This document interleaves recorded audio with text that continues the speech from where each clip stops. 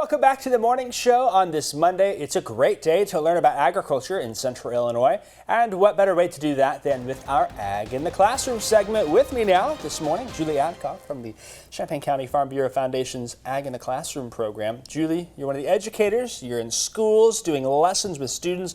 We've got another great one. This one's very exciting, isn't it? Yes. Oh, kids love the hands-on aspect of this one. Yeah, and if it's either they're doing something with their hands or they're eating something, that's when you have the most fun with them. Yeah, talk to us a little about what the lesson is for this week. Okay, we're going to talk about beans, and we're going to dissect a bean. And what it is normally kids see the beans growing above the surface of the earth. And so they recognize it from there and what's happening.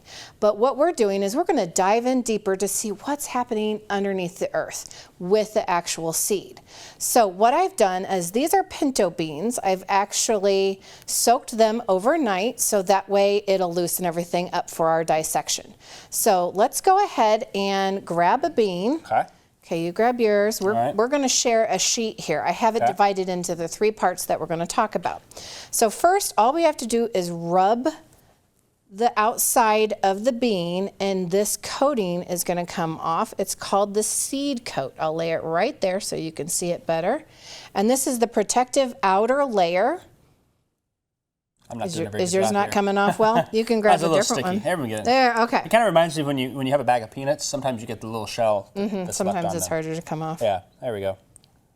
There we go. Oh, nope. Well, kind of. Nope. That works. Does that work? Yep. And then that seed part, that skin part goes right there. That's the seed coat.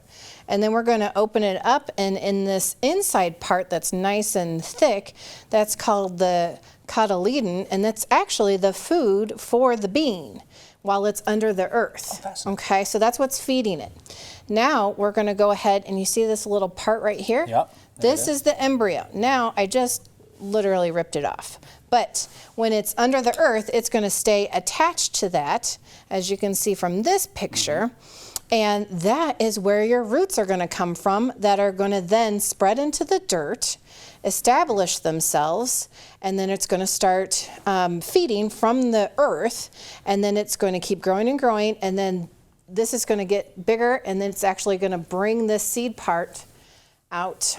So then what you see then, that first emergence, that first sprout coming up, is that embryo that is starting to grow. It's feeding on that cotyledon. It's the cotyledon. Cotyledon. There we go. Yes, and then when it pops out over the earth, then it's going to start feeding off of the sun and the rain and the roots and all that. Yeah. And so I have a cute book right here. It's How a Seed Grows. And in here I have it flagged, but they have an experiment with eggshells where you can look at the underneath.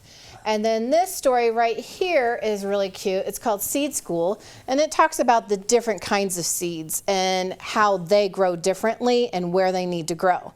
So it's a nice little book to read to your kids. Yeah, that's fun. Yeah, that's kind of interesting to think about, because you think of all plants come from seeds, but they're all different shapes and sizes. The seed of a strawberry is way different than a seed of a bean, et cetera, et cetera. Yes. All right, and you got a bowl here. Now I know you've got So the pinto beans are here, got the black beans there. These are northern beans. Northern beans, great northern beans. Okay. Yep. Is there a reason you're using pinto beans specifically? You know what? This is what I had at home. Oh, okay. But you could probably use other. Yes, actually, and lima beans are really good for this experiment. I only tried it. I tried the northern beans, and the seed coat did not come off as easily as the pinto beans. They were the quickest. So, as far as teachers, how long do you need to soak? Probably overnight would be the best, or at least a minimum of 2 hours. So, parents, grandparents at home might want to do this too. Maybe you're interested in this books that we've got here, or the Ag Mag. The Ag Magazine there. If you want to get all those details and information, links and more to this lesson or any Ag in the Classroom content, head on over to WCIA.com/Ag in Classroom.